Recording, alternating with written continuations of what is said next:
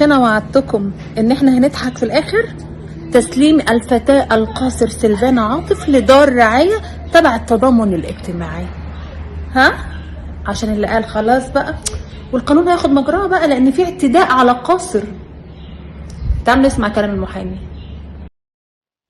إيداع سيلفانا عاطف فانوس بدار رعاية تابع للشؤون الاجتماعية مناسب لحالتها. القرار بالنسبة لي هو تقدم بسيط لحين ما تتسلم لوليها إن شاء الله، ولكن القرار أقر كده بسيلفانا عاطف فانوس بمسيحيتها وبأن وليها عاطف فانوس، وكما أقر بحالتها انه اودعها دار رعايه، يعني في حاله. فان شاء الله باذن الله احنا طبعا لان احنا على حق والبنت مريضه فعلا، فان شاء الله باذن الله مصيرها ترجع لحضن امها، واحنا مكملين في اجراءاتنا القانونيه لحد ما ترجع لحضن امها. طيب، فيما يخص الحالة أو ما أشاع عن وجود انتهاك ليها جنس يا فندم.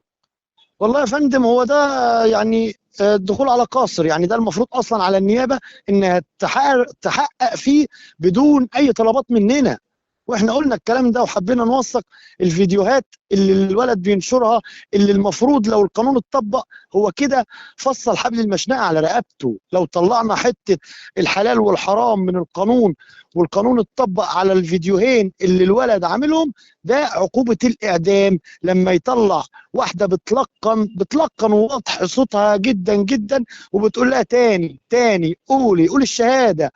طب ما هو ده تأثير نفسي، طب ما هو ده تأثير عاطفي، طب ما هو ده ضغط وإكراه على واحدة مريضة. اكشفوا عليها طبيا. هو الحمد لله ان احنا وصلنا للقرار ده، عشان برضو ايه اللي احنا عملناه اعتقد انه بكفاية، وتعبت جدا بجد يعني طول اليوم، والحمد لله ان احنا تقدمنا خطوة ان هي ما بقتش تحت ايد ساهر بس.